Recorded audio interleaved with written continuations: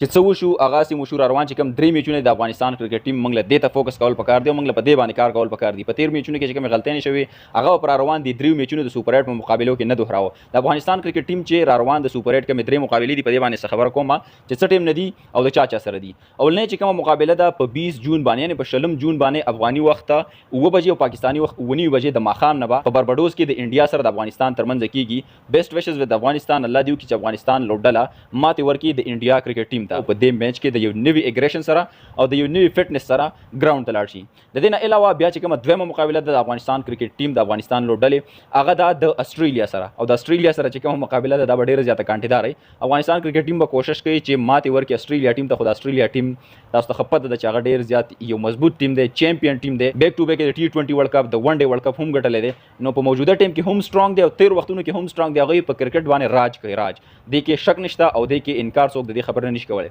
افغانستان کرکټ ټیم د پاره د استرالیا سره چې کوم میچ دی دا ټف مقابله ده کانټیدار مقابله ده افغانستان به کوشش کوي چې شکست ورکړي استرالیا ته په کار ده چې استرالیا ته شکست ورکړي د استرالیا او د افغانستان ترمنځ چې کوم میچ دی او په 23 جون باندې د افغاني وخت سحر 15 بجې پاکستانی وخت سحر 9 بجې باندې به دغه میچ شروع کیږي د دې سره چې کومه بل مقابله ده بیا هغه د بنگلاديش سره ده بنگلاديش سره چې کوم میچ دی د افغانستان کرکټ ټیم هغه په 25 جون باندې د افغاني وخت سحر 15 بجې پاکستانی وخت سحر 9 بجې نو دغه میچ چې کوم دی د افغانستان لپاره لګ ډیر ماته داسې لګي چې آسان به ان شاء الله کوشش به افغانستان ټیم کوي چې بنگلاديش ته شکست ورکړي په دې دریو میچونو کې افغانستان ټیم لپاره کار ده چې دوه ټیمانو ته اټ لیست شکست ورکړي یا چې انډیا ته شکست ورکړي او بنگلاديش ته یا استرالیا او بنگلاديش ته به چونکې شکست ملاوي شي خو خبر لته کې د دوه ټیمانو پاتې کیږي هغه د استرالیا او انډیا نو تاسو د دوه ټیمان معلوم دي د دې خبر نه انکار نه کیږي چې یو لوی تاریخ لري د کرکټ په هیستوري کې لانګ جرنی د دوه ټیمانو انډیا هم په کرکټ باندې راج کوي او د سره چې کوم دی استرالیا هم په کرکټ باندې راج کوي خو افغانانو لپاره کار دي چې د فل اګریشن سره د فل چینجز سره